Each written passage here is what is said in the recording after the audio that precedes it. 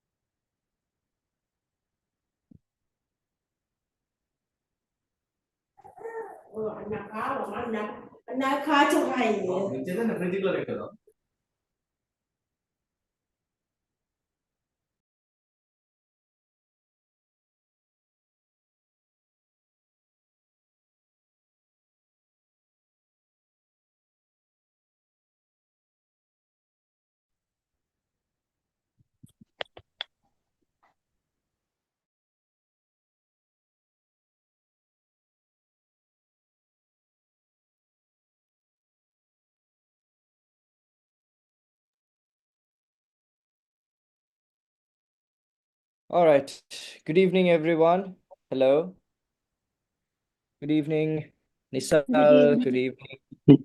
Hi, Good Good evening. evening. How are you? Sir, Good evening. Good evening. Hello. All right, guys. Can we start switching on our videos, please? If we can switch on the All right. videos, that will be Good great. evening, everyone. Hello.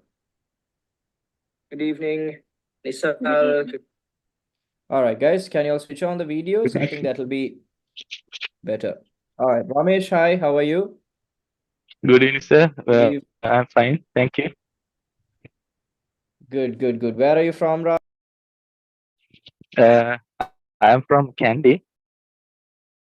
Now I'm That's good. in Colombo now. You're in Colombo, as in you're working in Colombo or what? Yes, I'm working in Colombo. I'm a nursing assistant as a nursing assistant in Sri Lanka Navy Naval Hospital in Sri Lanka Navy. Yeah. Nice, nice, nice. That's good. Anjali, how are you? How's it going? yeah, doing great. Thanks for asking. No problem. That's good. Where are you from? I'm from Ratmalana. Ratpalana. That's close by to where I stay as well. I live Yeah, in Moratua. yeah. Good, good. Inoka, how are you? Good evening. Good evening, great sir. Hi, hi. How are you today? Good? I'm good. Great, great. That's nice to hear. All right, guys. Can everyone else? Ashant, hi. How are you? Good evening. All right. Guys, can we start switching on our cameras, please? I would like to see most of you with your camera switched on so that one, it'll be more interesting for me to have a more engaging session because then I know I'm actually talking to people. And also you can get the best out of the program if you are keeping your camera switched on, if you're ready to speak, because this session is all about speaking. All right. Okay, before we get started, can all of you quickly drop a message on the chat box whether you would like me to conduct this fully in English or would you like me to mix both English and Sinhala? Could you quickly drop a message on the chat? Just say English or Sinhala, or if you would like me to conduct it in both. Okay, great. Nice. I'm getting a lot of in English. That's great. Makes things a lot easier. All right, superb. Full English. Great. Fantastic. Nice. All right. Okay, so predominantly the comments I'm getting says English. So that's all right.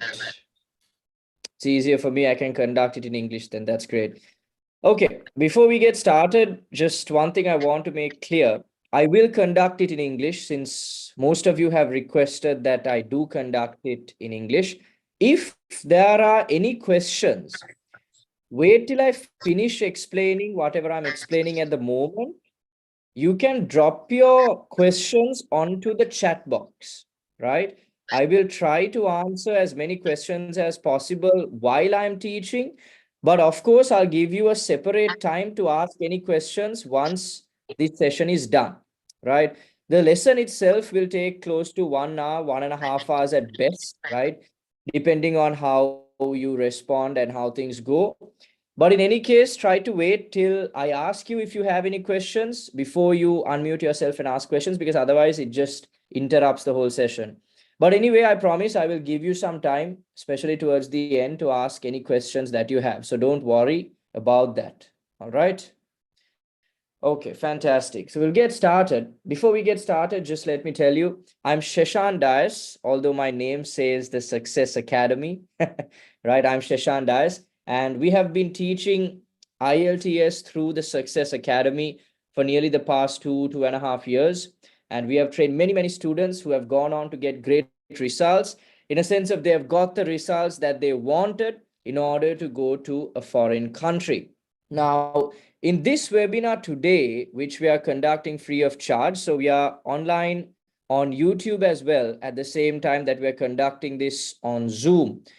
So again, if any of you have any concerns about showing your face, your face won't necessarily be seen on YouTube. It's mainly going to be mine. So you don't have to worry about that. You can just keep your camera switched on. All right. But if any of you feel that your privacy is an issue, you can keep it switched off. Not a problem, but try to respond during the session, because this is a speaking session and I would like to get some answers from you based on some of the questions that I ask. All right. Today we are going to focus 100% on IELTS speaking. We will discuss what are the 3 types of questions or the 3 types of sections that you have in the speaking test. We will also discuss the marking criteria, and also we will look at how to answer questions for each of these different sections.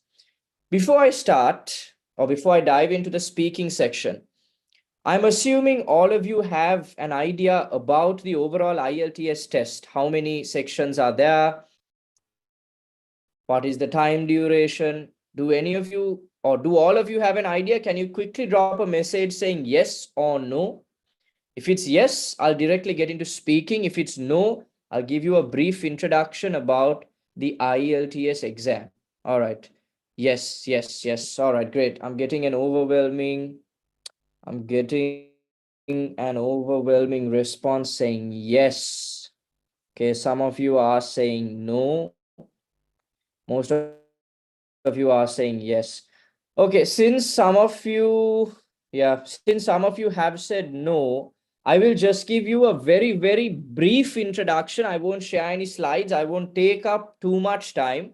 I'll just give you a very, very brief introduction. All right, so that I'm not doing injustice to those of you who do know. Right, those of you who do know, just hang with me, or just hang in there. I'll finish this very fast, 10 minutes, 15 minutes at best, and then we will get into the speaking section. Okay, the IELTS exam stands for the International English Language Testing System, IELTS. All right, IELTS is the most recognized English testing system in the world. Yes, there are competitors like PTE, which a lot of people say are easier and all of that. But at the end of the day, IELTS is the most recognized English test in the world. This is not a test that you do to improve your English, right? This is not a test that you do to improve your English or to judge your English skills, nothing like that. This is a required part of your visa process. When you're looking to go to countries like Australia, America, Canada, New Zealand, when you're trying to go to countries like this, they want to see what your English language skills are like, because you have to go to those countries, speak, work, connect with people by speaking the English language. All right. So they want to get an idea where you are in terms of the language. There are 4 sections to the IELTS exam. All right. You have listening, reading, writing, and speaking. Listening, reading, and writing will be held on a single day in that particular order. So listening will be your first test, reading will be your second, writing will be your third. Okay. The exam divides into 2 sections, which is the academic and the general exam. Some of you may have a question. You may have heard of the UKVI exam. UKVI is applicable if you're going to the United Kingdom. There is no difference in the test format.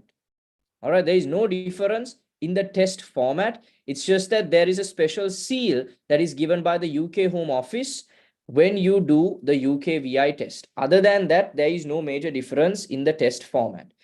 So whether you're doing the academic or the general, the test is still the same. It divides into two parts, which is academic and general, and you have the same sections: listening, reading, writing, and speaking. The only difference between the academic and general test is in the reading section and the writing section. Reading and writing. So in the reading test, there is a slight difference. I'll explain it to you. And in the writing test, again, there is a very, very slight difference. When we take the listening test, again, let me tell you that the test divides into two parts again, which is the online test or the written test, right? So when you take the listening test, if you're doing the written test, right, as in the paper-based test, this will take you 40 minutes, right? The test will take you 40 minutes. What is the reason for that? The recording of the listening test is 30 minutes. You have to listen to that and you have to write your answers. However, you also have an extra 10 minutes, right? You also have an extra 10 minutes to transfer your answers from the question paper to the answer sheet. Clear? So any of you who are doing the paper-based exam, you have 40 minutes for the test. However, if you're doing the online exam, you have only 30 minutes, right? If you're doing the online exam, you have only 30 minutes. Reading takes 1 hour, right? 60 minutes, you have 40 questions, right? You have to answer 40 questions in 60 minutes. The writing test takes 1 hour again, 60 minutes, right? The writing test takes 1 hour or 60 minutes. So totally, listening, reading, and writing will take you 2 hours and 30 minutes if you're doing the online test, 2 hours and 40 minutes if you're doing the paper-based test. Clear? 2.5 hours, basically. The speaking test is an entirely different exam, which will most likely be held on a separate day. There are instances where it's held on the same day, but most often it's held on a separate day, right? Our focus today is going to be on the speaking test. Okay. When you take the other three tests, there are different question types. Each of them have a different structure. So all of these things you can learn for free again if you just follow a good YouTube channel, or all this information is just available online for free, right? So if you're really dedicated, if you have a bit of passion, if you have a bit of focus, you can learn all of these things without going for a class necessarily, without the help of a coach. However, if you need some extra assistance and feedback, especially for your writing and speaking exams, then it's best that you join a class, right? Then it's best that you join a program with a coach or a lecturer who can give you feedback for these two sections. Listening and reading, there's ample information online which you can access for free. I mean, even if you follow our own YouTube channel, you can get so much information absolutely free. However, for writing and speaking, in order for you to get feedback, it's best to join a class. It's best to join with someone who knows what they're doing, who knows how to give you the right feedback and point you in the direction to get the best possible band score. All right, to get the best possible band score. With that being said, all right, I will also give you information about our 10-day IELTS program as well as our video course, but I won't do that now. I'll do that at the end once everything is done. So if you want information about that, make sure to hang on till the end. I hope you got a very basic idea about the IELTS exam. I didn't dive deep like I promised. I said I will keep this to 10 to 15 minutes because most of you said that you do have an idea. So I hope that those who didn't got at least a basic understanding of what the test is, what is the time duration and all of that.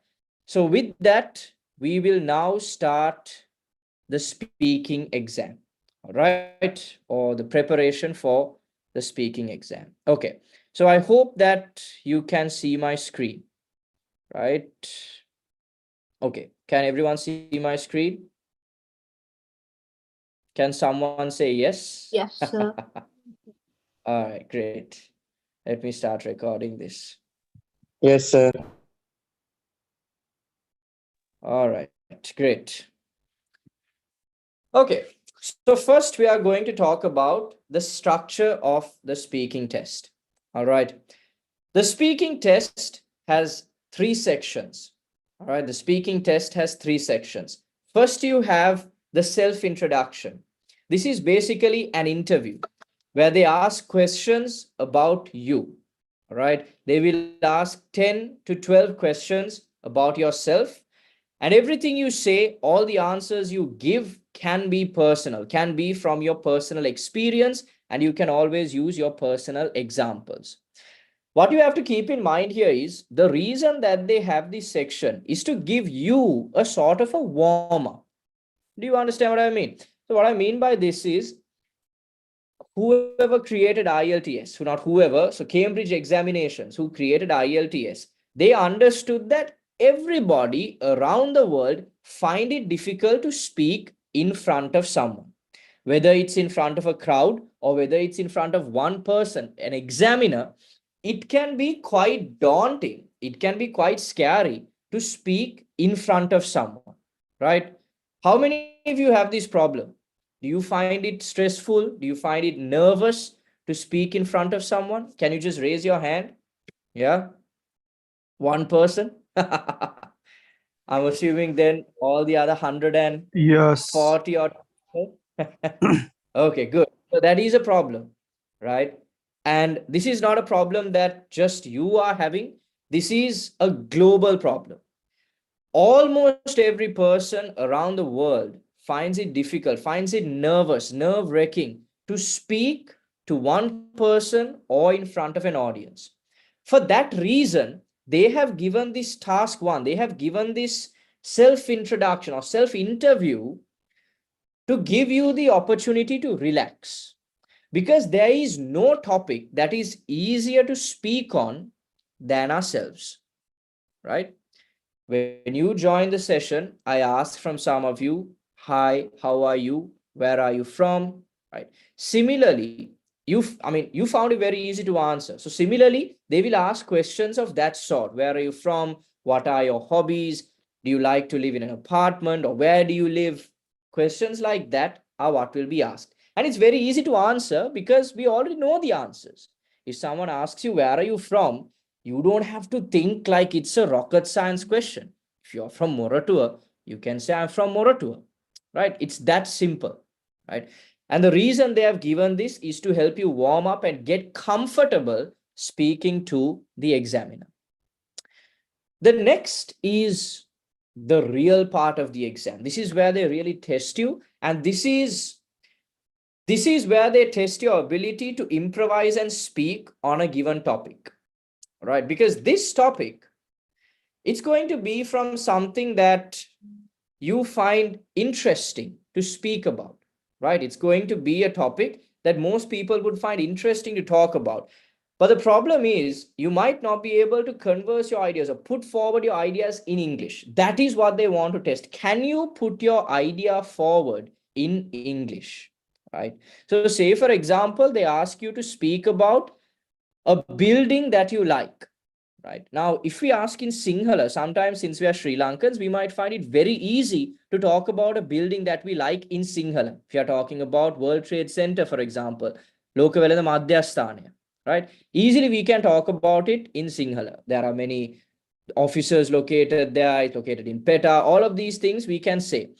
But when we have to talk about it in English, we might get stuck. That is what they want to test. Can you talk about a given topic in English for up to 2 minutes, right? For up to 2 minutes, okay?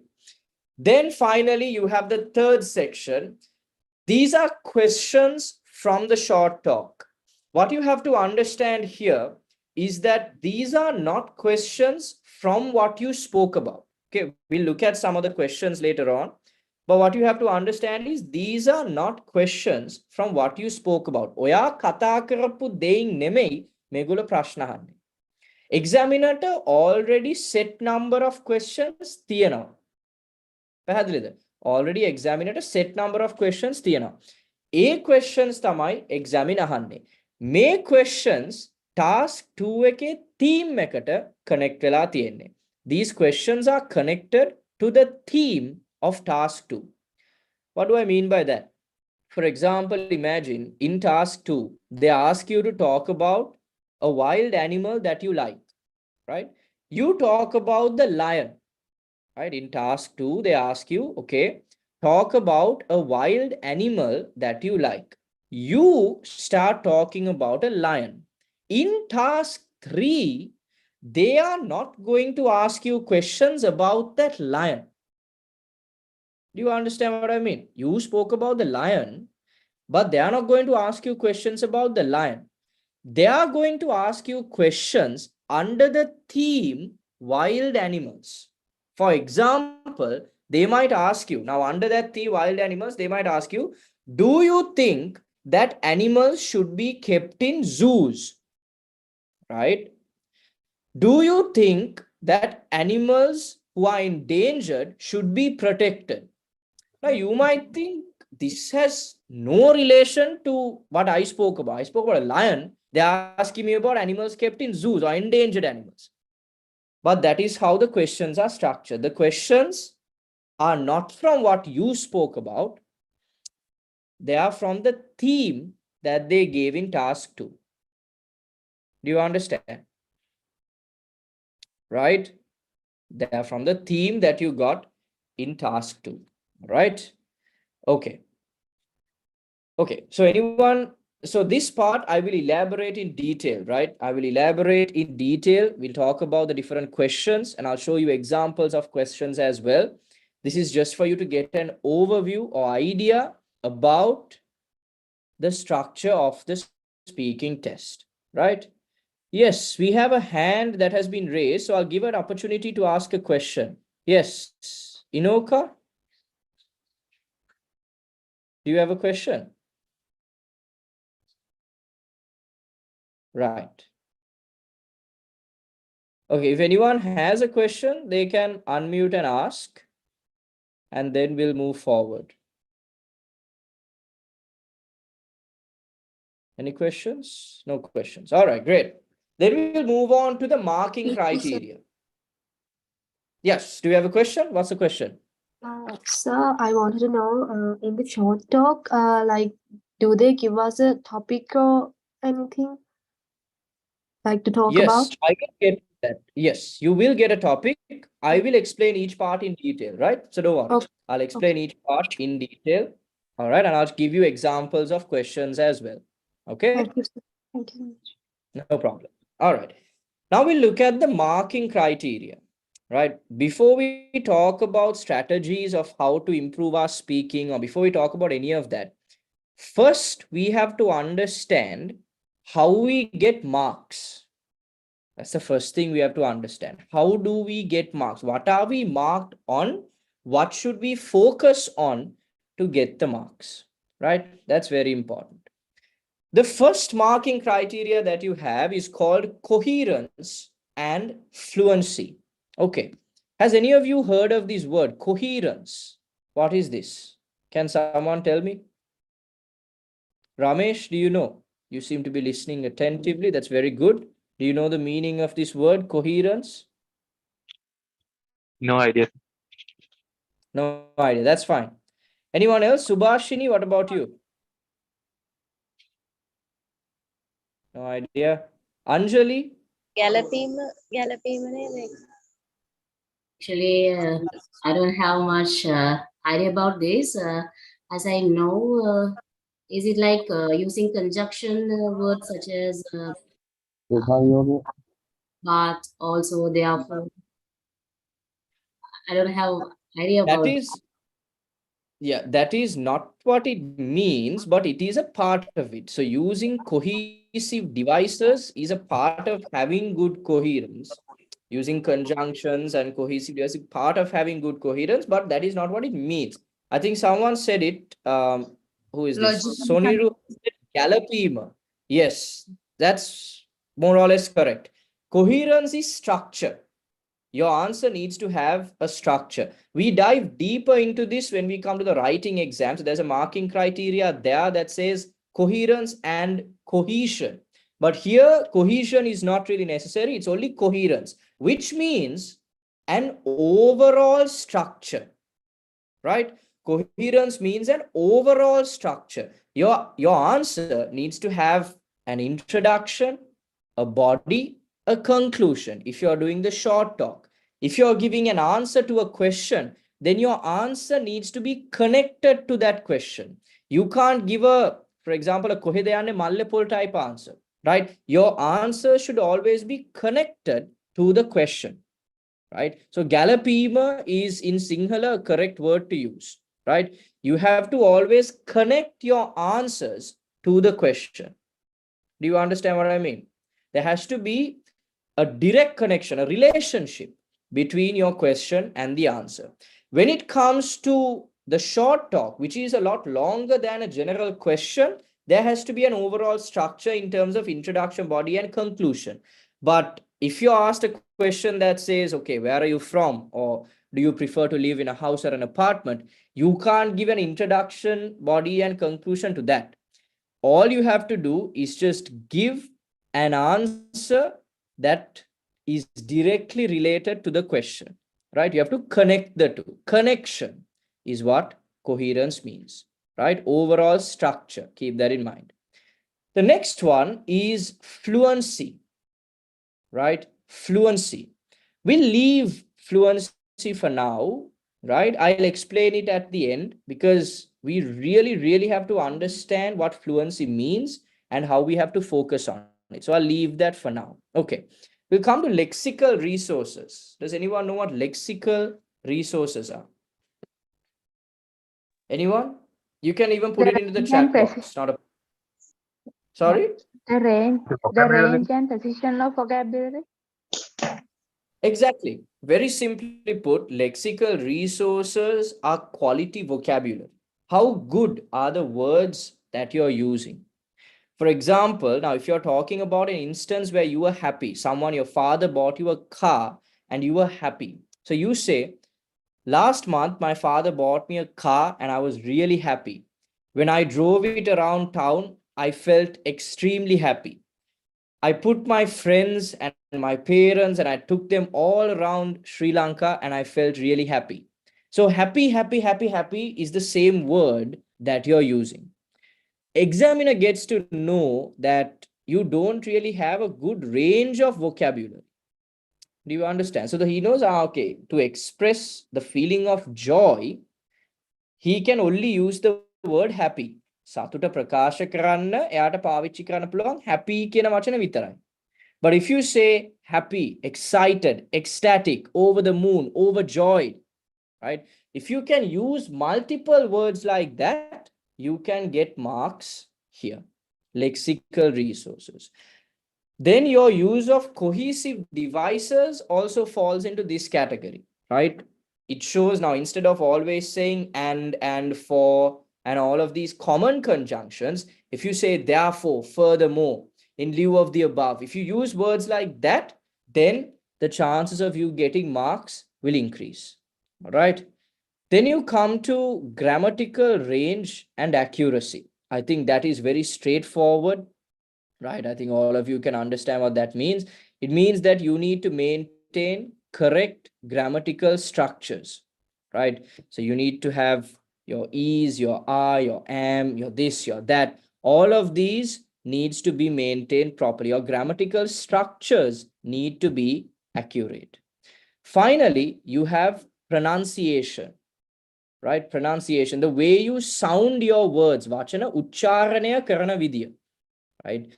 Now, for example, if a common mistake that I've seen a lot of Sri Lankans make is they say is school, right? Is school, is school. So when you're consistent, you're continuously repeating this phrase, is school, is school, is school, or is spoon, any word that starts from S, if you're saying is, then that is a mispronunciation.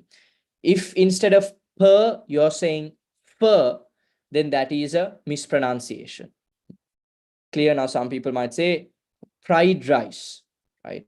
or instead of potato, they might say potato, or, instead of per, they say fur, they say per. So if you make that kind of pronunciation error as well, there's a chance that you will lose marks, right? Finally, we come to fluency. This is the most important thing that you have to focus on. And actually, it is the easiest thing that you can focus on. Clear? Building up your fluency. Fluency is your ability to speak English confidently, to speak English without getting stuck, without using fillers, without constantly going uh, during your speech.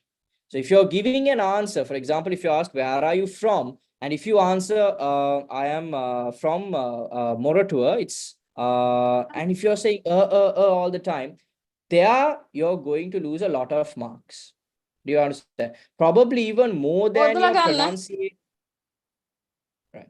Probably even more than your pronunciation or your lexical resources, where you're really going to lose marks if you mess up, would be your fluency. If you use a lot of fillers, if you're hesitant to speak, if you're not confident, because at the end of the day, what they want to see is, can you go to America? Can you go to Canada? Can you go to New Zealand and speak? Sometimes, even if you don't speak in grammar that is 100% accurate, if you can still carry out a conversation, if you can still speak about a topic, if you can still answer questions, that means you can survive in that country. So they will give you the required band score, right? But if you're hesitant, if you're not sure about yourself, if you're stammering, stuttering, using a lot of fillers, fillers means the sounds or the words that you use when you get stuck, like or. If you're using those continuously, that shows that you can't go to a foreign country and survive. Do you understand? It shows that you can't go to a foreign country and survive. That will cost you a lot of marks. Clear?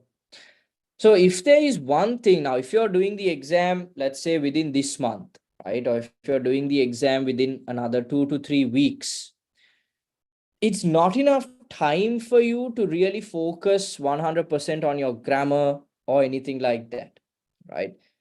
The easiest thing that you can focus on are these two: fluency and coherence. Making sure you give answers that pertain to the question, that are connected to the question, and making sure that you don't get stuck while you're speaking, that you're not saying while you're speaking about a separate topic, specific topic.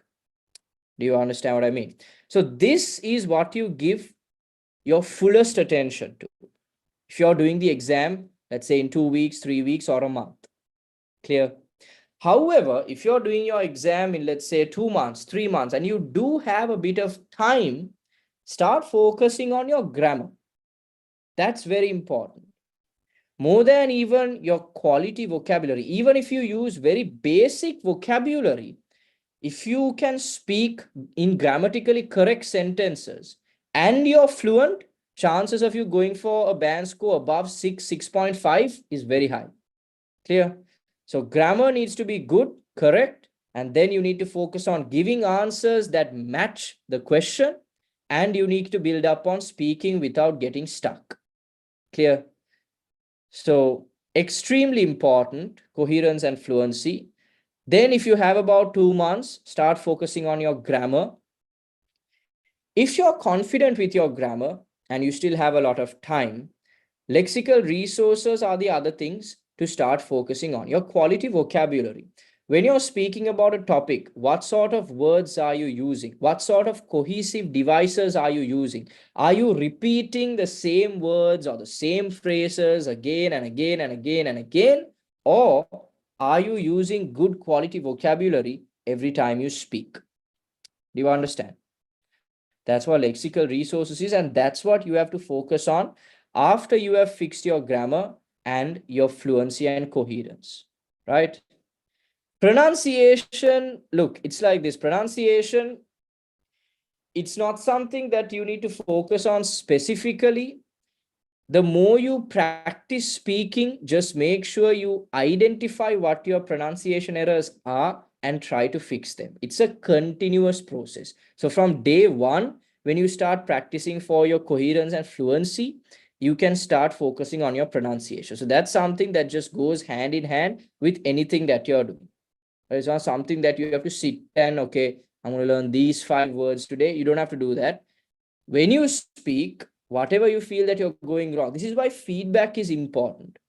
If you're getting feedback, and if you have a lecturer or a teacher who's saying, it doesn't have to be even a lecturer. If you have a good friend who speaks good English, and you can ask them, hey man, just listen to me speak and give me some feedback. And if they say, okay, these words you're pronouncing wrong, those are the words that you need to start focusing on. Clear? So very important, secondarily important, then tertiarily important, right? And then finally, this is a continuous process. Clear? Right. Okay. Any questions from the marking criteria before we move on? We'll talk about practice methods as well. So if you have any questions for that, you can clarify it later. But regarding the marking criteria itself, do you have any questions? Anybody? Or is it clear? If it's clear, can you say yes on the chat box? It's not clear. Ramesh, it's not clear for you, is it? It's very clear, sir. All right, okay, great. Because you had put no, sir, at the beginning, I thought, okay, nothing is clear. Right, good. If it is clear, that's good. All right. Okay, then we come to a few sample questions from the first part of the exam. Very few things that you have to keep in mind here, right? Number one, maintain your coherence, which means if you are asked a question, don't unnecessarily elaborate or say things that are not related to the question. Directly answer the question. That's number one. In part one, if you're asked a question, directly answer the question. Very simple. Clear? Second thing to keep in mind is try your best to answer in at least 2 sentences. Right? These kind of questions you can't answer in 2 sentences, but almost every other type of question you can. Clear? Can you tell me your full name? You can't give 2 sentences, but almost every other type of question you can. So at least 2 sentences try to use. If you can't think of 2 sentences directly related to the question, just give a direct answer in 1 sentence, no problem. For example, now if I ask someone, where are you from? Okay, we'll ask, Dilip, are you there? Are you in the meeting? Yeah. Great. Dilip, can you answer this question? Where are you from? How will you answer? I am from Nara. Okay. Can you give me another word or another sentence aside from that you can add on to this question? Okay, I am from Narahempita, and then what? What can you say?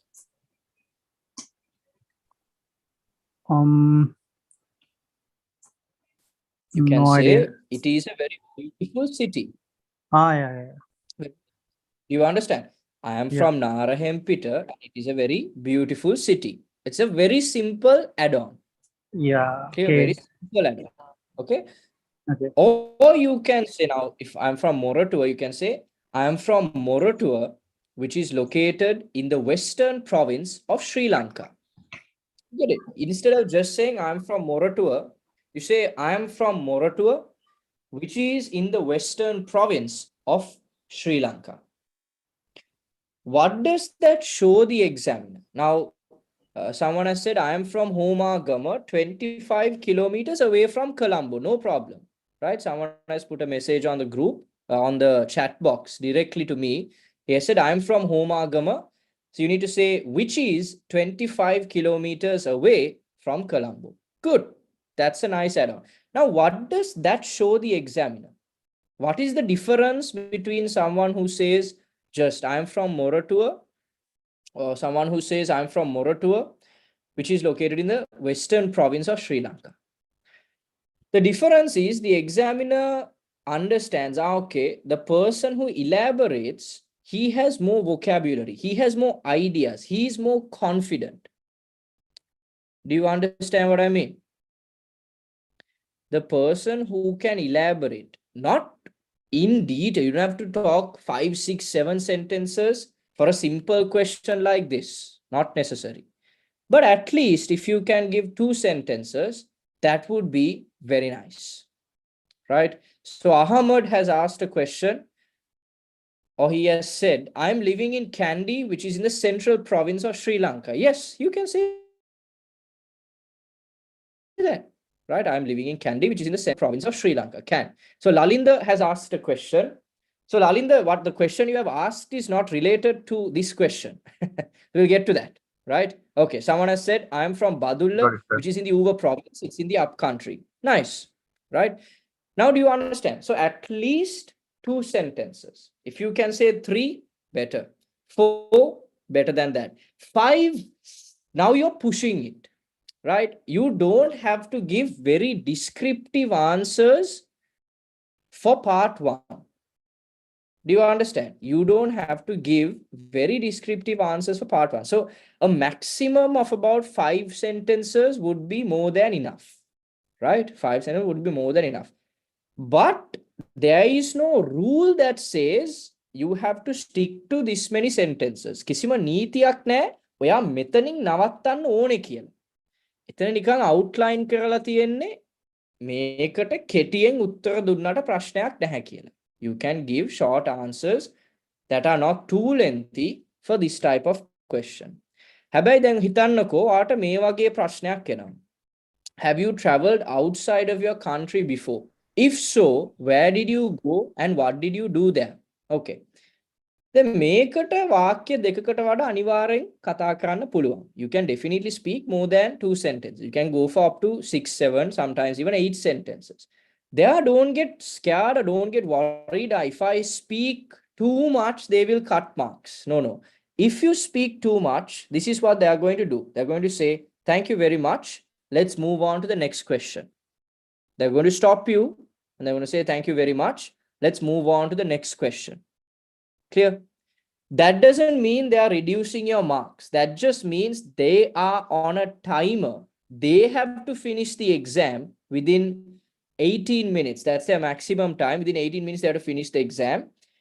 So if you're going over time, they will stop you and move on to the next question. It does not mean that you are losing marks. Clear? But always try to be as concise as possible. 2, 3, 4 sentences maximum would be more than enough, right? Up to 5 sentences would be more than enough. Okay, if you look at this question, what do you do for a living? There, what Lalinda had said on the group is valid, right? So Lalinda had asked a question. He has said, I'm Lalinda, who is working as a nurse.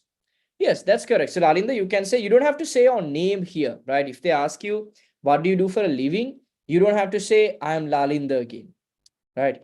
If they ask you what they, now that is an example of where you lose your coherence.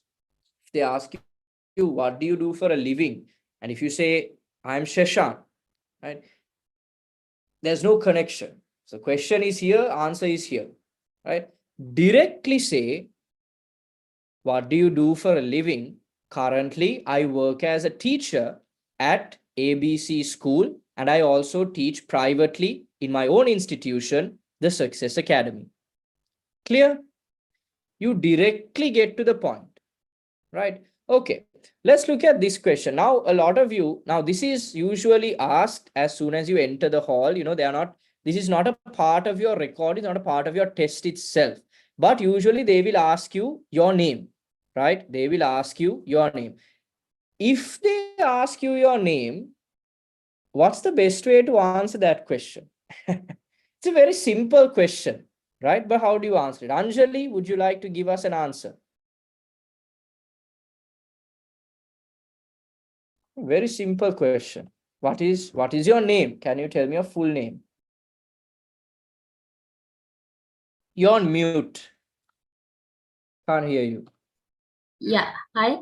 For the which question, sir? For the first one or the second one? First question. Yeah. Can you tell me your name? First one. It's Anjali Madhumani Disila. Good. So now that is what everybody is going to say.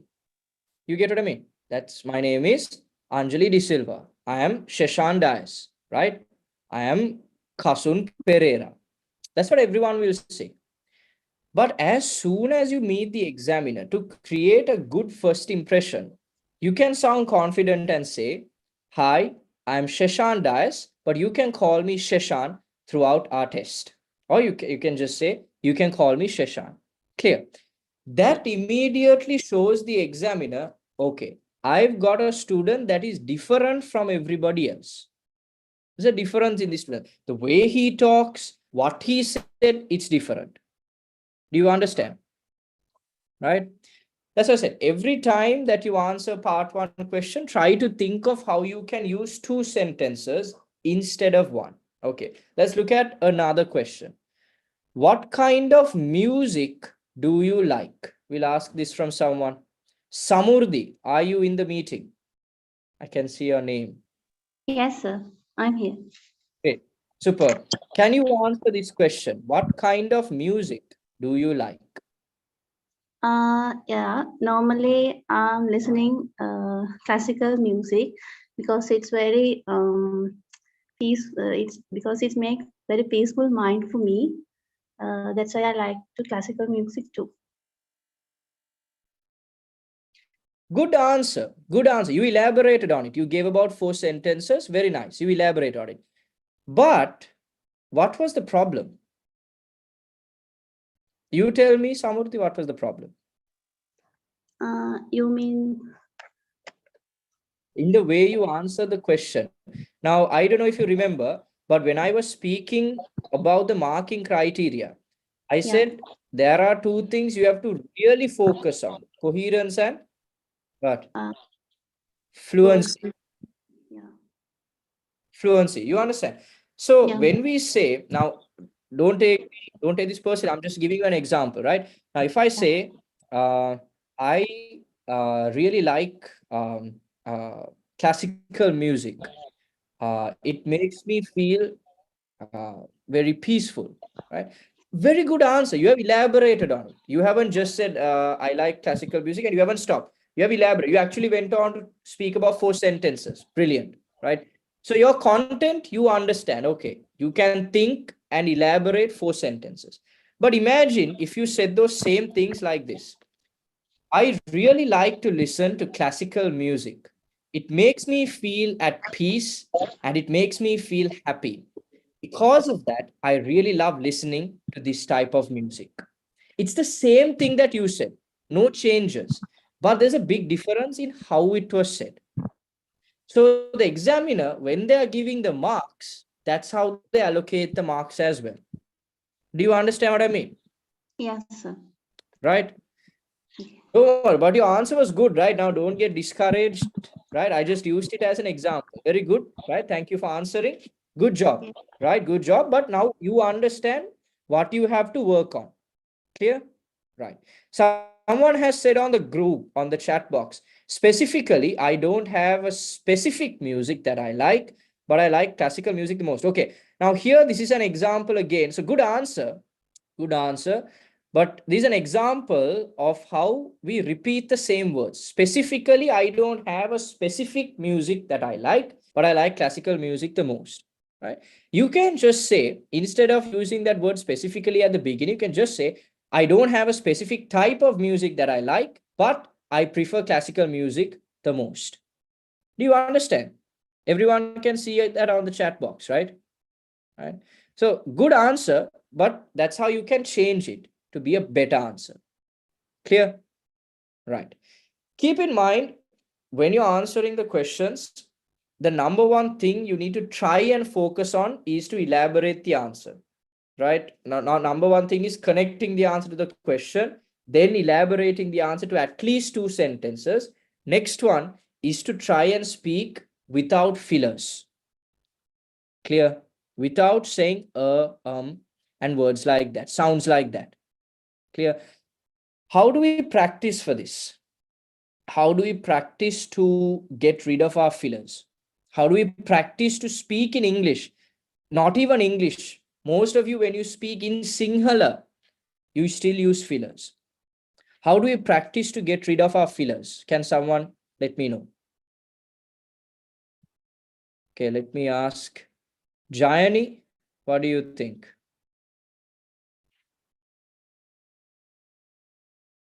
Jayani, are you there? Right, Jayani is not there. We'll give Ramesh another chance then. Guys, if you switch on your camera, it's very easy. So then I know you're there. So I can ask you the questions. So I'm just going to ask Ramesh since Ramesh is fully attentive. Ramesh, how do you practice to get rid of your fillers? Actually, I have no idea about that. Right.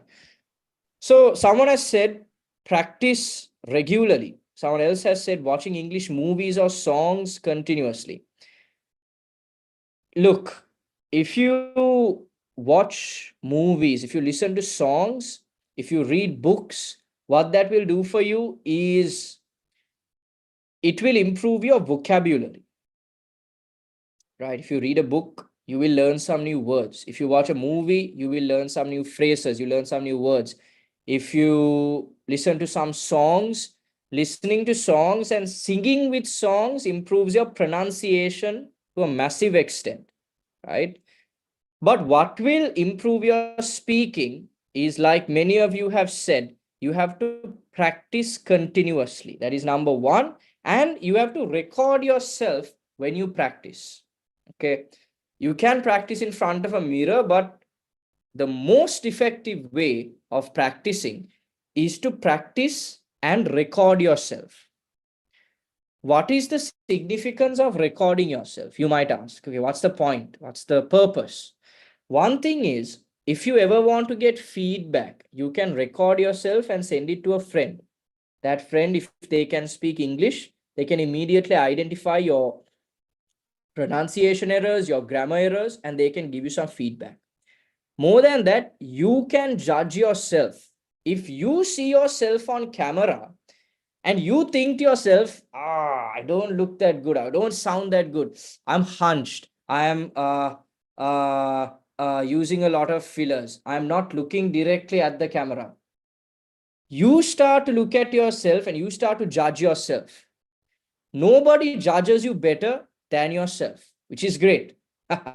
Because then you know what I have to improve. If you're hunched, sit straight. If you're saying in the next video that you do, try to cut off the number of fillers that you're using. For example, if I ask you the question, okay, how do you usually spend your weekends? The first video that you make, if you say, I really like to play cricket with my friends during the weekends, and I find the weekends very enjoyable. Okay, that's your first video. So you have said multiple times. Second video, if you can cut at least 2 or 3 of those fillers and say, I love to play cricket during the weekends with my friends, and we like to go shopping to different malls in Colombo, and I really like to watch some movies during the weekends. Now, that's the second video. By the time you practice like this and come and you practice your 25th or 30th video, you should be able to say, I look forward to the weekends. I look forward to every weekend because I love going out with my friends. We always go out on Saturdays and Sundays. Saturdays, we like to go to nightclubs in Colombo. My favorite nightclub to go to is the Sunny Beach Club at Hilton. And I also like to play cricket with my friends. And I love to play badminton on Sundays. We have a slot from 7 to 9. So this is what I love to do during the weekend. You don't have to elaborate that much, right? And it's not Sunny Beach Club. It's a Honey Beach Club at the Kingsbury. That's what I was referring to. Just slipped my mind. But anyway, the point is you should be able to speak without fillers. Do you understand what I mean? So if you're saying in the middle, and if you're getting stuck, even if you get stuck, now see, I lost that train of thought to say Honey Beach Club. But if I got stuck here and I said, I go to the, and if I did that, you all would think, okay, he can't speak English that well. Examiner would think, okay, he's getting stuck. But if you can just speak, examiner doesn't know whether it's Honey Beach or Sunny Beach or Night Beach or whatever, right? You speak without getting stuck, your band score will skyrocket. Do you understand what I mean? There have been so many students that have been extremely worried about their grammatical mistakes and all of that, and they're scared to speak, they're nervous. The one thing that I fix during the classes is the fluency. I get you to send videos again and again and again and again. By the time you have done 30, 40 videos, you're able to speak without getting stuck. Right? Because you look at yourself and you want to improve, and the feedback you get is minimize your fillers. Clear? Very simple method to eliminate your fillers and practice. Okay. The other question is, instead of fillers, what do I do? How do I get rid of these? Very simple. Someone has put on the chat box saying silence. Silence is correct. It's actually called pausing. Pausing. Okay. What do I mean? Imagine again, you're speaking about your weekends and you're speaking about going and playing cricket with your friends. And you say, I really look forward to the weekends because I love going out with my friends. I really enjoy playing cricket. And every Saturday night, we like to go to nightclubs in Colombo. Because of these reasons, I really enjoy and I look forward to the weekends. Now, I didn't say, instead, I paused, I stopped, and then continued. When you fill that gap where you get stuck with that sound, then the examiner knows that you don't have good fluency, you don't have practice speaking.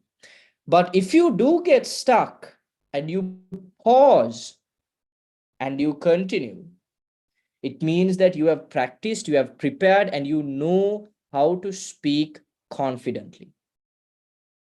Does that make sense? Those are the things you have to focus on when answering questions. Not just part 1, even part 3, these techniques, they work, right? Then we look at a few ways on how you can elaborate your answers, right? One of the easiest ways is to give a reason for your answer, right? Most of the time, they might not ask you this question, why? So if they ask you, do you prefer living in a big city or a small town? You can simply say, I prefer living in a big city. That won't get you to a high band. That won't get you a good amount of marks.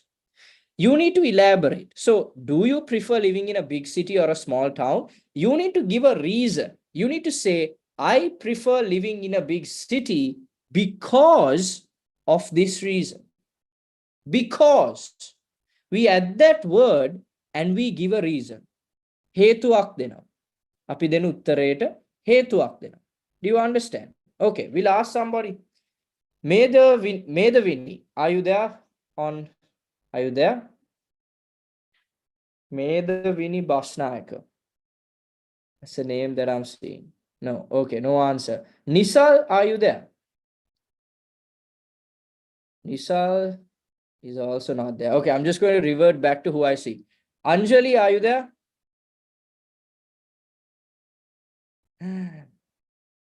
Anjali's responses have stopped as well. Okay.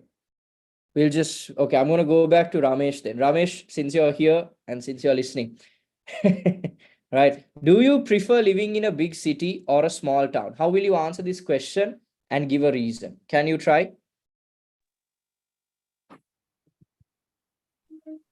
I really most like to live in a small town because a small village because there there's a lot of places I have to visit, uh, like many waterfalls or like something that. Uh,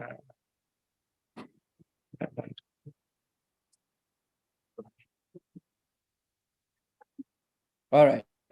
Good. So you're able to elaborate on the answer. Very nice. So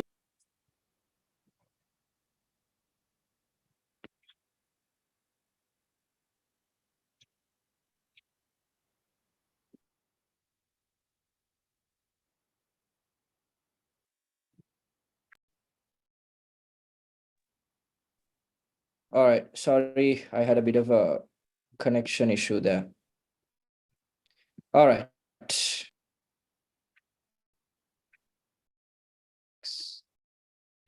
Hold on a second.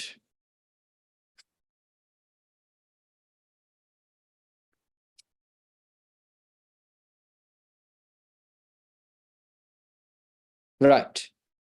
I hope you can see my screen. Okay. So I heard the answer that you gave, Ramesh, and it was very good. So you elaborated on why you enjoy living in a small town. That's great. All right. So you gave a reason by using the word because. Super. So that is one of the easiest techniques that you can use to elaborate on any answer, right? So for example, if you asked a question, okay, what is your favorite season of the year and why do you like it? So here anyway, you have to give a reason, right? If they ask you, how often do you travel by public transportation, such as buses or trains?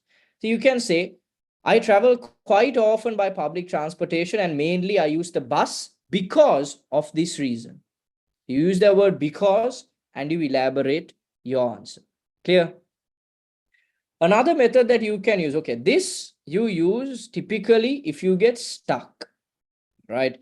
If you don't have a reason to give and you don't really know what to say, or a bit unsure of what to say, you try to provide some additional details about the question to buy yourself some time to give the right answer, right? So for example, let's look at this question. What kind of TV shows or movies do you usually watch? Why do you enjoy them? Okay. So you can't immediately remember a TV show or a movie that you watch. So what do? You start by saying, there are many TV shows and movies that are available, especially on platforms like Netflix. I watch a lot of movies with my parents and my friends.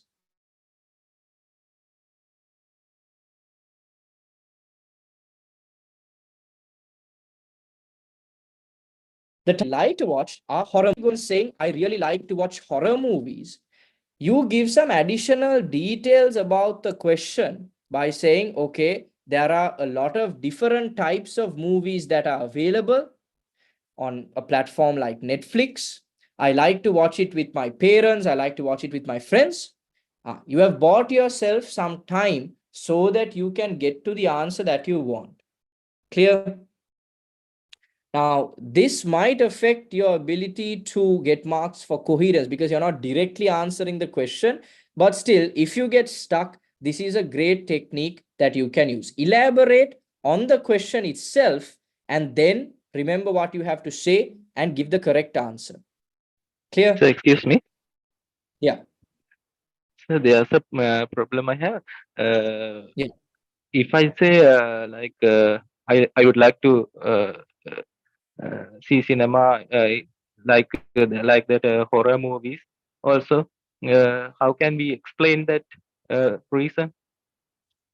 So there you can say, okay, now you want to say, I like to watch horror movies. So you can say, the type of movie that I really like to watch are horror movies. I love horror movies because it makes me feel something that I don't usually feel. I'm a very happy-go-lucky person. I really like to enjoy myself. And in most situations, I like to be quite excited.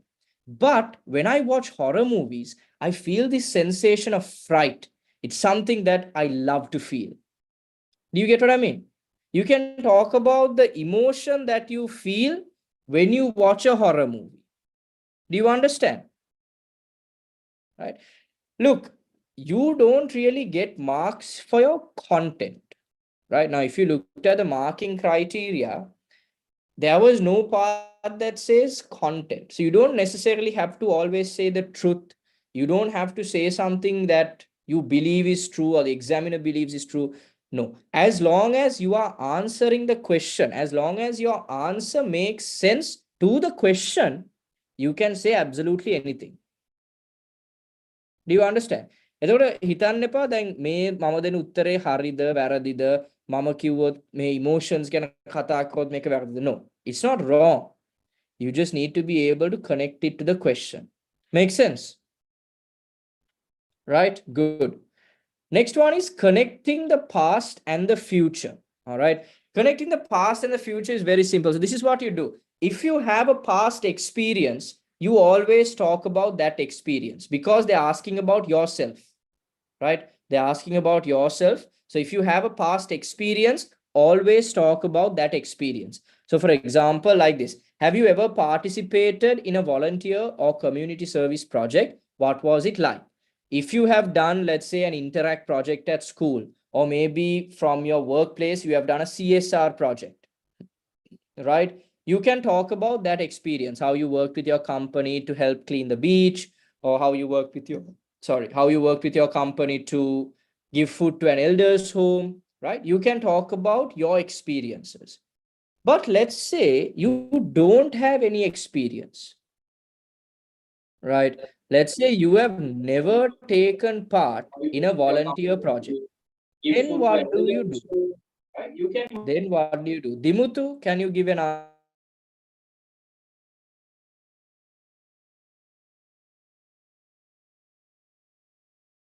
answer? Or Tarushi, are you there? Can you give an answer? Now imagine you have not taken part in a volunteer or community service project. What are you going to say? Or Tarushi, are you there? I can't do that. Can you give an answer? I Now can. imagine you have not taken part in a volunteer or community service project. What are you going to say? Or Tarushi, are you there? Can you give an answer? I can give the answer. Taken part. Yeah. So can you give the answer? What are you going to say? Or Anushri, are you there? Guys, I think someone is unmuted. Sorry. Right. Okay, sorry. Tarushi, can you give the answer?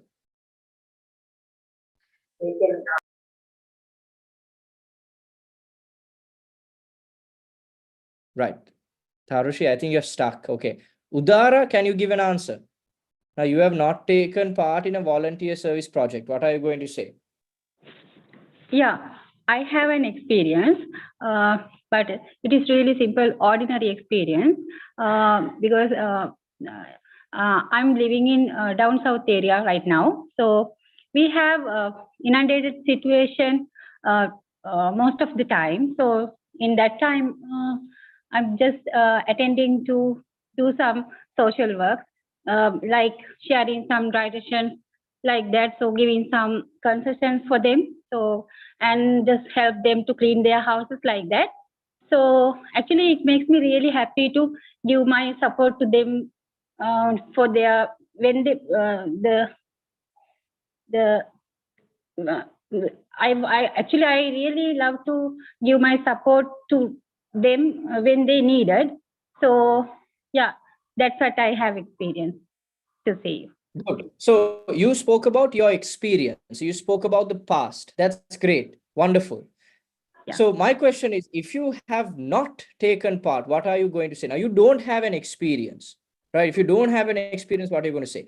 Then you need to say, no, I have never taken part in a volunteer or community service project, but I would love to take part in one in the future. In fact, I'm a part of the Colombo Interact Club, and through this club, we are planning to do a beach cleanup next month. Clear? Yeah. So it's not true. We are not part of any Interact club or whatever, but we are talking about something that's going to happen in a future date. You don't even have to go into that detail. What you can simply say is, I've never taken part in a community or volunteer project, but I would love to take part in one in the future. Very simple. I would love to do it in the future. Clear? So let's say, for example, a question like this. What is the most interesting job you have ever had? Now, you have never done a job. You're a student. You have never done a job. So you say, to be honest, I have not done a job as of now, but in the future, I would like to be a travel blogger. This would allow me to travel around the country and maybe even around the world and visit many interesting places. So I think that will be the most interesting job that I can do. I've not done it, but this is what I'm going to do. Do you understand? So if you don't have experience with something, don't try to necessarily lie your way through it. Just say, I don't have this experience, but this is what I would like to do in the future. Clear? Talk about the future. When it comes to building up stories, right? When it comes to building up stories, that means if you want to say something that is not necessarily true, can you do it? Yes, you can, right? Not everything you say in this test has to be the truth. Clear? That's the first thing you have to understand. Not everything you say has to be the truth, because, I mean, they are not going to really care whether you're a part of the Interact Club or whether you have gone abroad, or they don't really care. What they want to see is whether you can speak confidently in English. So what you say doesn't really matter. So if you want to say something that's not true, by all means, go ahead, right? Just be careful that you don't get stuck in your own lie. If you talk about something that you're not comfortable with or you have never done, sometimes you might get stuck. So be careful of that. But other than that, you can build up a story and talk about it. Clear? The best way to elaborate on any of these answers is just to give a personal experience, right? The best way is just to give a personal experience. If you don't have a personal experience, then try to connect it to the future. That's it. Very simple, right? Okay, with that being said, let's move on to part 2, task 2, right? So I think someone had the question, will they give us a topic for part 2? Yes, right? So actually, I'll give you a better idea than this. I'll show you what it actually looks like. So a sample answer would essentially look something like this, right? Not a sample answer, a sample question would look something like this. Describe a wild animal that lives in your country. You should say what animal it is, where it lives, how people feel about this animal, and explain if you think there will be more or fewer of this animal in the wild in the future and why. They will give you a card like this, right? They will give you a card like this. You have a half sheet, you have a pencil. They will give that also to you. You just have to mark down some points and start talking, right? Another question people have is, do you have to talk about what is here? මෙතන තියෙන ඒවම ඔයා කතා කරන්න ඕනේද? නෑ. මෙතන තියෙන ඒවම කතා කරන්න ඕනේ නෑ. right? අවශ්‍ය නැහැ. නමුත් මෙතන තියෙනවා follow කරොත් ඔයාට ලේසි. If you follow this, anyway you have to say what animal it is. Anyway you have to say where it lives, right? I mean, if you want to elaborate, you have to add this as well. So if you use what they have given, it's quite easy. But even if you don't use these 3 pointers, it's not a problem. You just have to pay attention to mainly this. Describe a wild animal that lives in your country. This section also just pay a bit of attention. Explain if you think there will be more or fewer of this animal in the wild in the future and why, because that is a part of the question, right? These are just pointers. These are just pointers, right? You don't have to talk about them. Okay. This section is where a lot of people struggle. I mean, answering questions is not that difficult. Most people, they figure that out during the first or second times that they do it. But elaborating on this section, it takes a bit of work, especially since we have to speak for 2 minutes minimum, right? IELTS has recommended that you speak for 1 minute, right? IELTS has recommended that you speak for 1 minute. But if you want to go to a high band score, if you want to go for 6.57, that type of band score, you definitely have to speak for 2 minutes. I mean, even if you want to get to a 5.5, you still have to speak for about 2 minutes. Clear? It's very important. Why do we speak for that long? Well, it's simply to show the examiner that we can, that we are fluent, that we are able to confidently speak about any topic. Is that clear? And yes, I will share that PDF. Once I share that PDF, right, don't just look at it and try to find points or try to do your research and don't not practice. There are 30 topics in that PDF. If you practice one a day, which will take you less than 10 minutes, by the way, to research and speak and record, by the end of 1 month, that means 30 days, you will transform your speaking. Do you understand? If you practice the way I told you, cut off the fillers, use your pauses, you can transform your speaking. Do you understand? So I will send that PDF on the group. Start practicing now itself. When we talk about how to elaborate this answer, first of all, we need to understand, we need to have a structure. So we need to have an introduction, body, and conclusion. Clear? We need to first introduce our topic, right? We need to introduce what we are going to talk about. Then we need to have a body paragraph. The easiest way to have body paragraphs is again to use examples, stories, right? Now here directly what are they asking? Describe a trip you took recently. How do you elaborate on this? Very easy. You talk about the last trip that you went on. Clear? There's nothing to think about. There's nothing to think about. Clear? How do you introduce this topic? That's the question. Body is not very difficult. You just tell a story. How do you introduce this topic? Can someone give me an example? Someone can try. Piumi, would you like to try?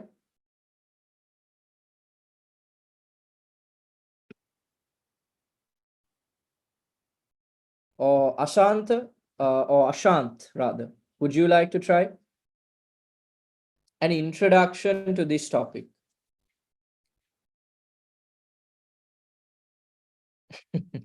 Don't be shy. You can unmute yourself and speak. You're here to speak. So what are the questions, sir? This one, describe a trip you took recently. I just want you to give an introduction to that topic. That's it. So I recently going the Mannar.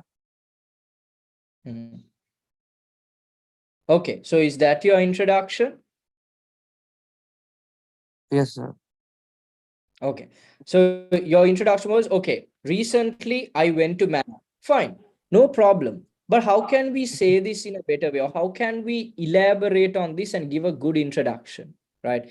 We can start by adding some extra information. We can say something like this. I'm a person that loves to travel.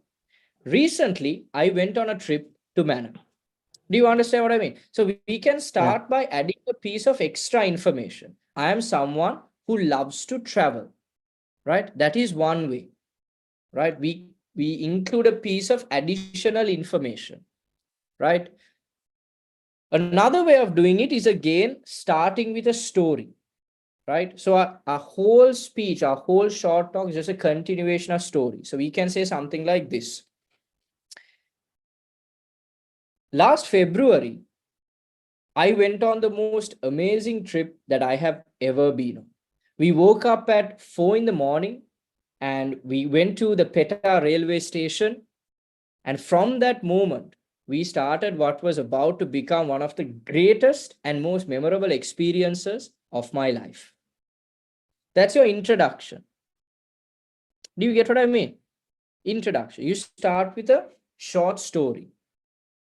Do you understand what I mean? So you can either add a piece of additional information or you can start with a short story.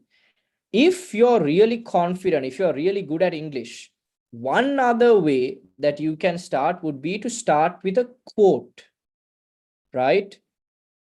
Don't attempt this if you don't know it, if you don't know good quotes, right? But if you do know one, try to include it. For example, something like this, right? Sorry. Right. Look at this topic. Describe a book you recently read, right? Describe a book you recently read. Now, I'm assuming that all of you have heard the quote that says reading makes a full man. So that is what you can start with. You can start by saying, we have all heard the quote, reading makes a full man.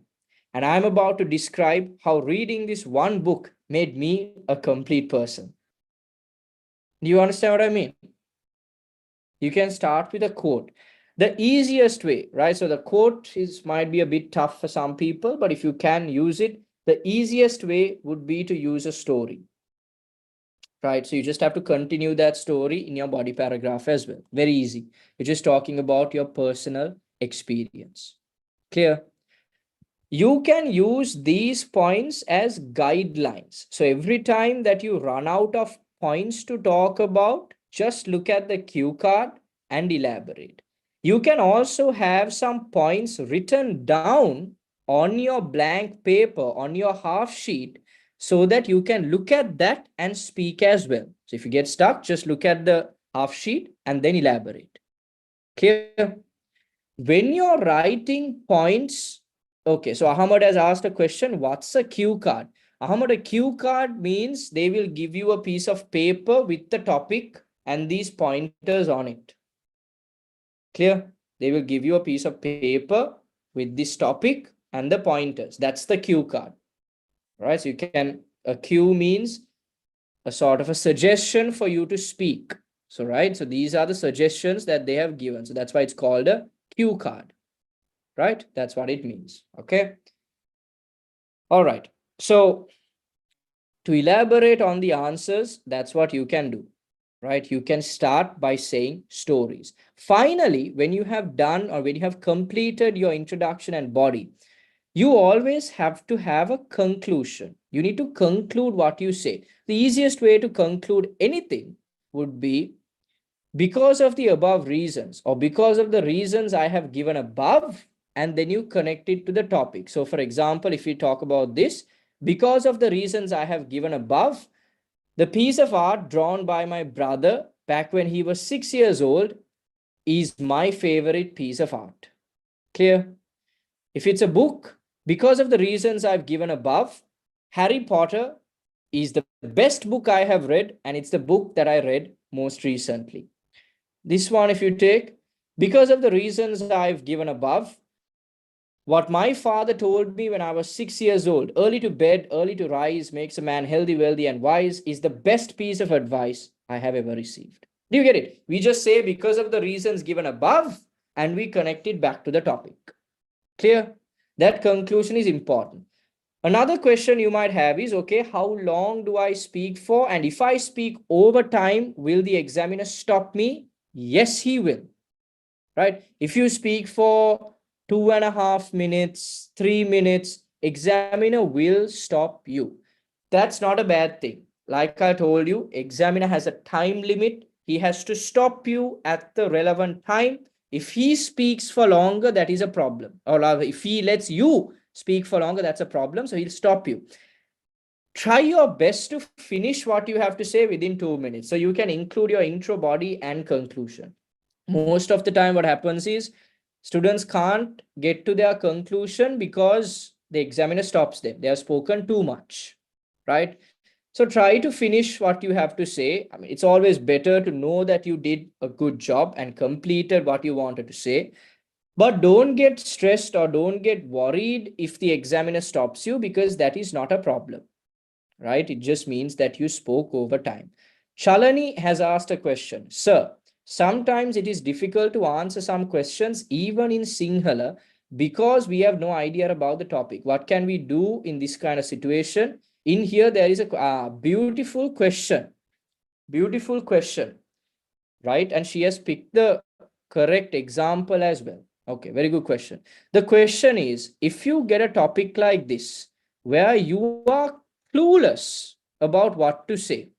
Now, even in Sinhala, if they ask you, describe a piece of art that you like, you might not be able to speak, right? If you are going to talk about the Mona Lisa, for example, සිංහලෙන් කතා කරත් අපිට සාමාන්‍යයෙන් වාක්‍ය 7-8කට වඩා කියා ගන්න අමාරුයි. Then what do we do? Very good question. What do we do? මොනවද කරන්නේ? Okay, we'll ask somebody. Christina, what do you think?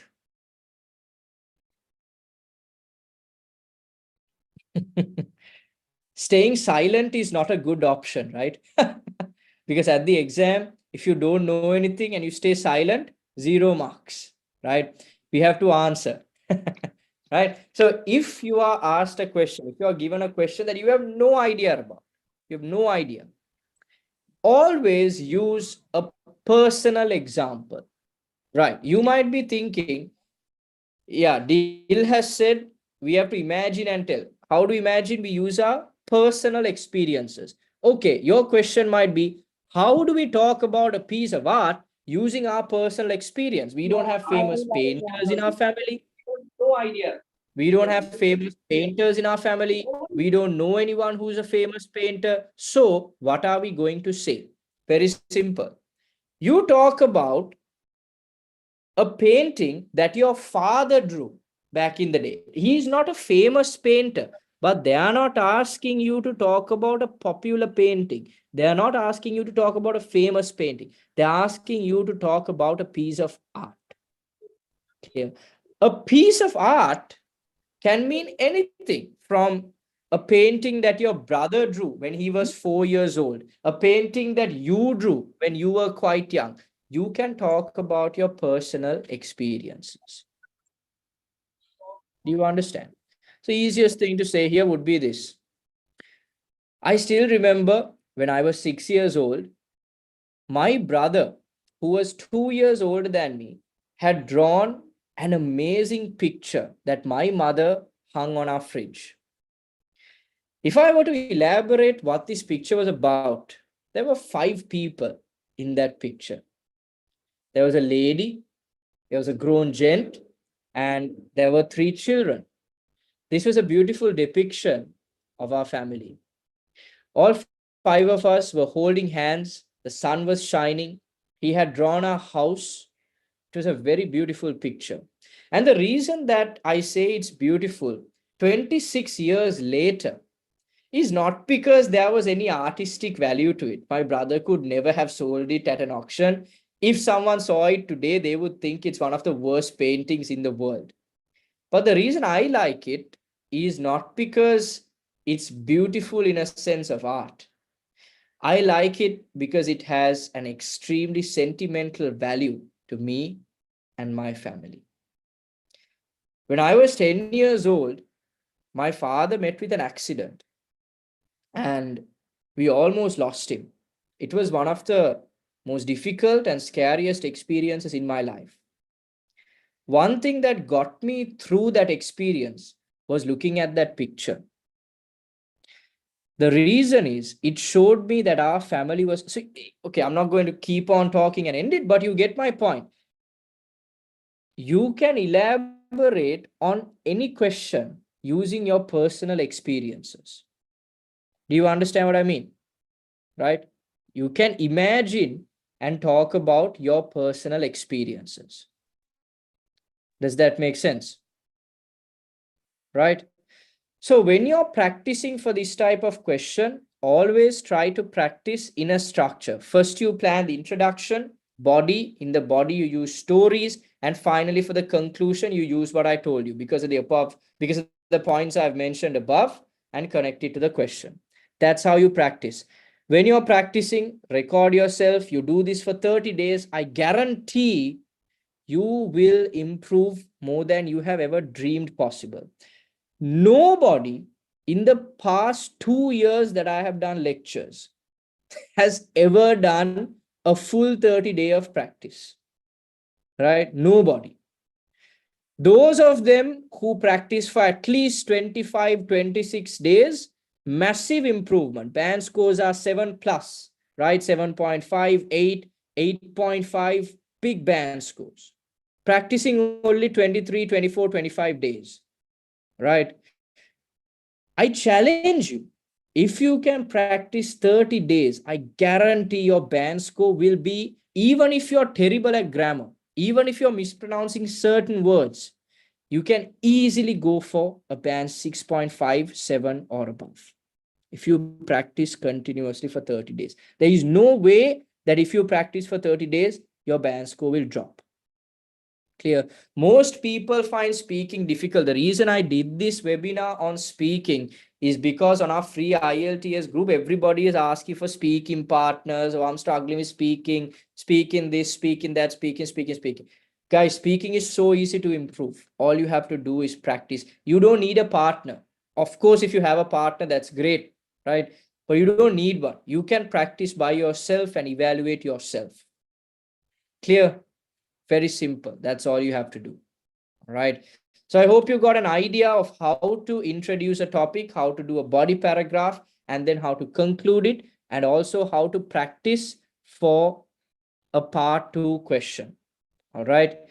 Very good point Anjali has raised. Before we practice, should we research about vocabulary and details? Absolutely. That's why I said it takes about 10 minutes to do this entire thing.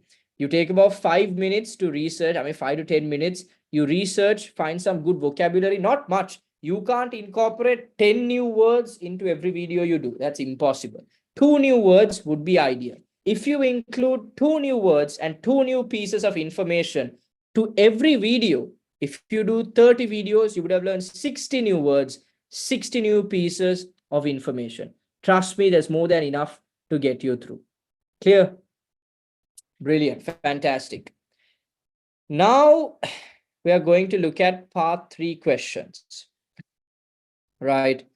These are just some samples, but let me show you what part 3 questions are actually like. Right. Let me give you an example. It's on the PDF that I'm going to share with you, right?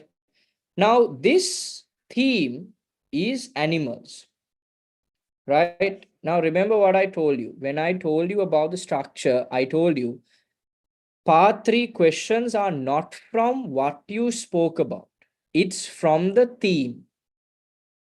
Clear? It's from the theme. So, the topic says, describe a wild animal that lives in your country. You should say what animal it is, where it lives, how people feel, and all of that. If you look at the part 3 questions, none of these questions focus on what you spoke about. You might talk about a lion, camel, zebra, whatever. None of these questions pertain to that. What are they asking? What is the purpose of having zoos? What is your opinion about animals being kept in zoos? Do you think it is important to conserve the world's animal species? Do you think money should be spent on protecting wild animals?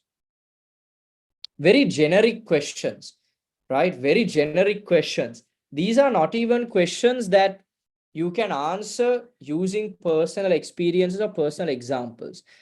These are opinions that you should have, and also you should have generic examples for this as much as possible, right? Now, what is the purpose of having zoos? You can say, in my experience, this is why we should have zoos. Or you can say, zoos are important because it helps us conserve certain species of animals. It also gives people an opportunity to find out, research, and look at animals that they have never seen before, that they will find impossible to find in the wild. So this gives people an opportunity to find animals that they would never have seen if not for the existence of zoos. Generic answers. not personal answers. Part 3 questions වලදී අපි පුළුවන් තරම් personal answers දෙන එක අඩු කරලා general examples දෙන්න උත්සාහයක් ගන්න ඕනේ. දැන් මෙතනදී වගේ අහලා තිනවා directly what is your opinion කියලා. එහෙම ඇහුවොත් ඔයා personal experience එකක් දුන්නට ගැටලුවක් නැහැ. personal example එකක් දුන්නට ගැටලුවක් නැහැ. නමුත් මේ වගේ generic ප්‍රශ්න මෙතනත් you කියන එක තියෙනවා. right? මේ වගේ generic ප්‍රශ්න අහලා තියෙන තැන්වලදී right? අපි පුළුවන් තරම් generic answers දෙන්න බලන්න. general knowledge answers. Clear? Here also there is no particular structure that you have to follow when giving answers. The only thing you have to keep in mind is the answer you give has to be connected directly to the question. And also here the answers have to be longer than your part 1 answers. Part 1 I told you at least 2 sentences. Up to 5, right? Maximum I said 5 is enough. Here minimum of about 6 to 7 sentences. Do you understand? Minimum of about 6 to 7 sentences. How do we elaborate? We give reasons. We use stories. If we don't have anything else, we use our personal experiences and examples. If we have generic examples, general knowledge stories, more often than not, try to use those. Clear? Does that make sense? Right? Okay. One last thing that I want to talk to you about, and that is the use of assertive words, right? Okay, so we have spoken about all of that. The use of assertive words, right? Now, let me give you an example. All right, let me give you an example. Look at some of these words, right? If I were to speak about, let's say, wild animals, right? And I said, one of the wild animals that I really would enjoy seeing would maybe be a lion. If I saw a lion, I think that would be a great achievement in my life, because there are no lions in Sri Lanka, so I would have to travel to a foreign country. And maybe if I could do that, I think that would be great. See, you're very iffy. You're not confident. You're not sure about yourself. You're not using confident words. Assertive words means words that show your confidence, right? So say, for example, let's just use these 2 words and let's see what kind of difference it will make. One of the animals that I would definitely love to see would be a lion. Seeing a lion for the first time would mean so many things and would mean such a great achievement in my life. Certainly, it will make a big change in my life, because in order to see a lion, I would have to travel abroad. I've never traveled abroad in my life. I've always lived in Sri Lanka. So seeing a lion would be an achievement in and of itself, because I would have to travel to a country that has lions, like an African country, for example. So it is my dream to one day travel to a foreign country, and I would absolutely love it if I could spot a lion in the wild, in its natural habitat, because I think lions are the most majestic creatures that I have ever seen. You get it? Absolutely, definitely, without a doubt. So even if you're talking about your opinion, for example, if you say, I think that this is how it's going to be, or I think maybe this is the reason. If you say maybe, I think, these are not assertive words or confident words. We need to use words like definitely, absolutely, without a doubt. I can say without a doubt that this is why the advice my father gave me when I was 6 years old is the best advice I have ever received. Unquestionably, Harry Potter is the best book that I have ever read. Do you understand what I mean? When you use words like that, it shows how confident you are in the English language. think about it like this, right? For example, if someone called you for a sales call, let's say to join our IELTS classes, someone called you for a sales call and they said, yeah, if you join our classes, maybe you might be able to get like a band, like a 5 or 5.5. Yeah, so sometimes if you practice, maybe you'll be able to get a good result. We won't have an institute if that happens, right? But if someone called you and said, let's say you're joining a O-level maths class, right? And someone called you and said, trust me, if you join this maths class of ABC, sir, he will definitely make you one of the top ranks in the country. He will teach you methods that other teachers will never even think of. And we have some secret techniques that will undoubtedly help you get to at the very least, the top 500 students in the country.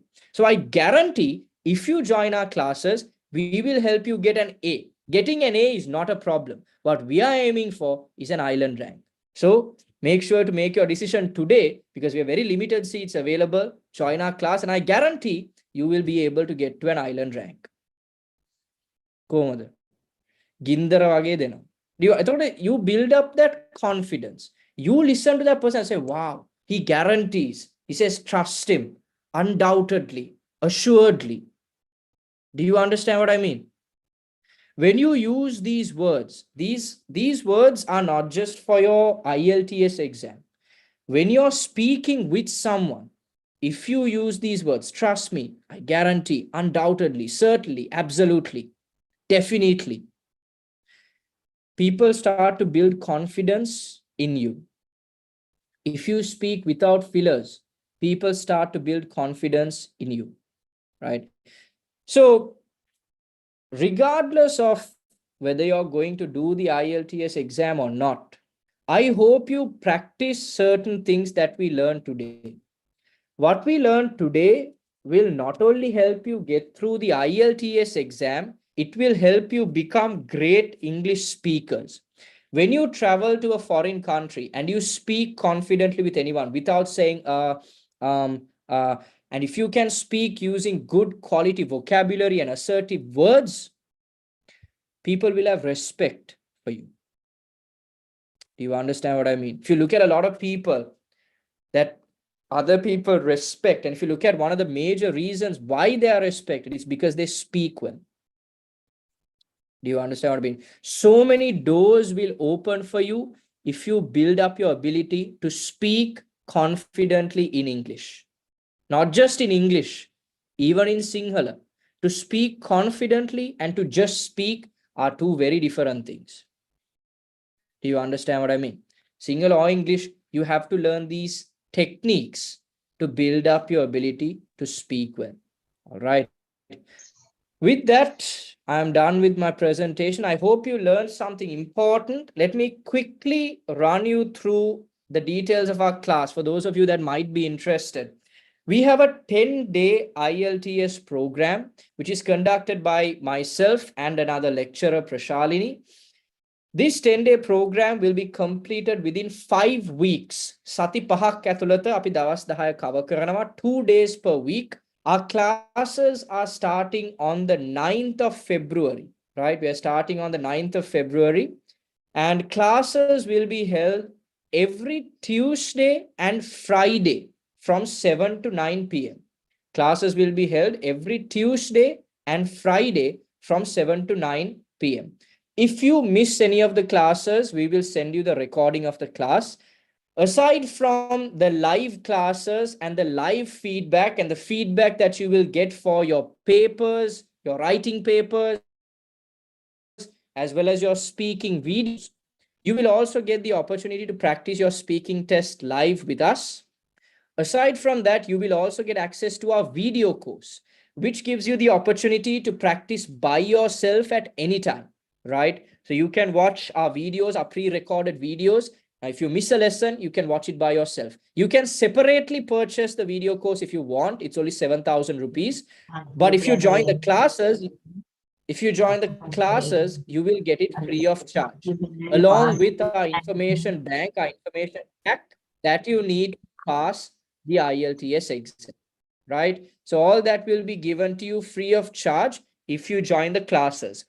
If you join the classes and you make the full payment, you will get a discount. So you can get the entire program for only 22,000 rupees, right? So you get the discount of 3,000 rupees.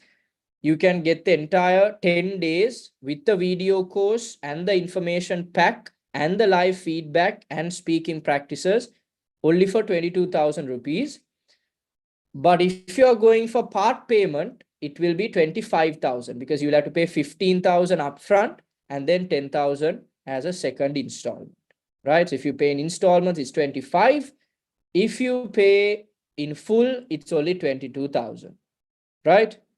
Okay, and if any of you, this is just some additional information, if you just want to improve your English speaking skills, if you're traveling to, let's say, a foreign country and you want to improve your speaking skills, we have a weekly speaking practice. For the entire year, it's only 10,500, right? You all can practice for an entire year once a week for just 10,500. So that option is also available. The person who you need to contact will drop a message on the group. So all you have to do if you want to join our classes is just to contact that person. Just drop a message on WhatsApp and you will be able to get all the details and enroll for our classes. All right. With that, I conclude today's session. I hope you learned something valuable. I would really appreciate if you could drop a message on the group, not on the Zoom chat. I really appreciate if you could drop a message on the WhatsApp group so that we can use it for a bit of publicity for ourselves, being very honest here, right? And also if you